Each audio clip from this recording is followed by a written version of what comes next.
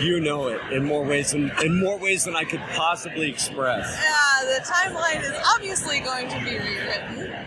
It is, or it's gonna. I mean, that is the crucible that Barry Allen is in, right? Right. I mean, he's not going to catch the bad guy.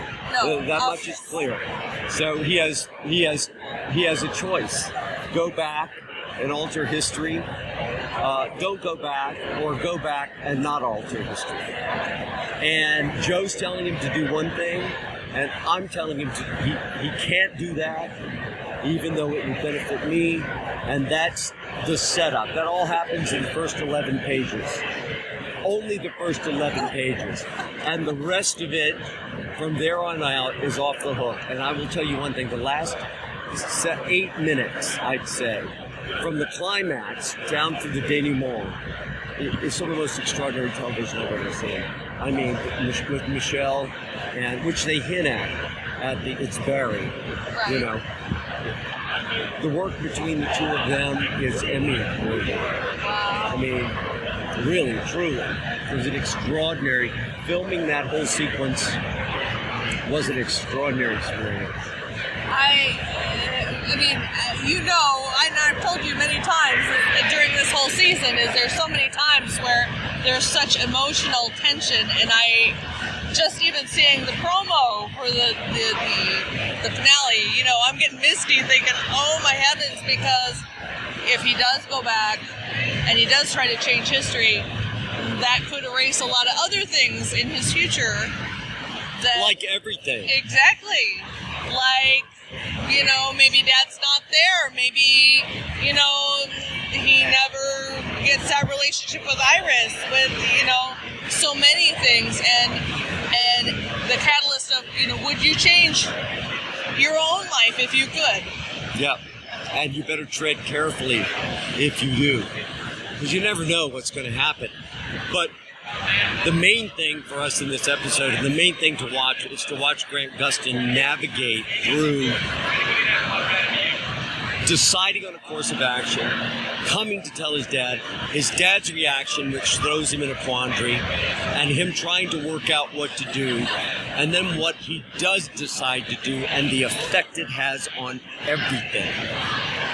I'm sorry. They think they're ready. They're not ready. No, it is. Yeah. When I read the finale script, all kidding aside, you know, I wrote our producers and I said, when I think you can't top it, you always surprise me. I don't know how you do it, and I just really hope that all the actors, particularly the young ones, realize what a special time to be on, first of all, a comic book show this is, and to have writers that love the character and are invested in the character and who understand not only the fun and the fireworks but also the heart requirements of every episode. You know, it is really a unique combination of those three things. Yeah, and there's not been a bad episode. That's the thing. Every episode is, while it may not always be uplifting, it's always positive. There's always something in there that just, grabs you. Well, they always do this. It's astounding to me because they leave you with this glimmer of hope, and then they come in behind it and snatches somebody down the hallway. And you're like, what? You know? So, I mean, I am in awe of the craftsmanship that goes into the making of this version of The Flash.